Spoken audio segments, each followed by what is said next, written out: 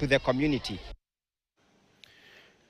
Zaidi ya wanafunzi 100 wamehitimu kutoka kundi la pili la programu ya uwezeshaji ya Glam on the Wheel iliyofadhiliwa na Kapteni Irene Ndanu.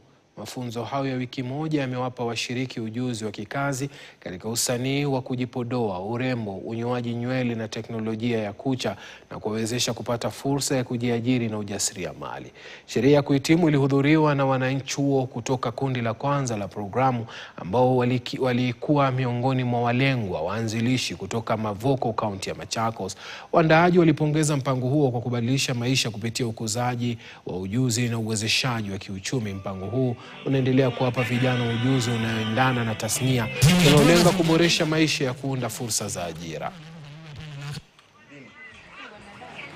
Bado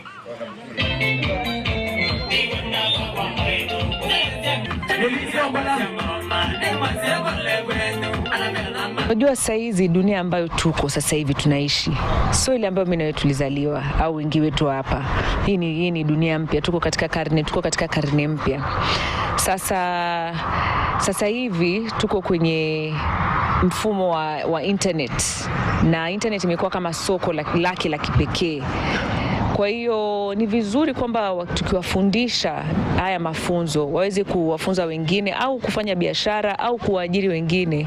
Ingependeza sana kuona kwamba wanaweza kujiuza pale mtandaoni, kuuza skills zao au kuuza biashara zao pale mtandaoni, na waweze kufikia wateja wengi na kuonyesha pia vipaji vyao au mafunzo yao ambayo wameyapata. Kwa hiyo hii digital marketing ni mbinu ya kuunda huo ujuzi wao kuifanya katika biashara ili watengeneze pesa. Mashindano ya masomo ya sayansi katika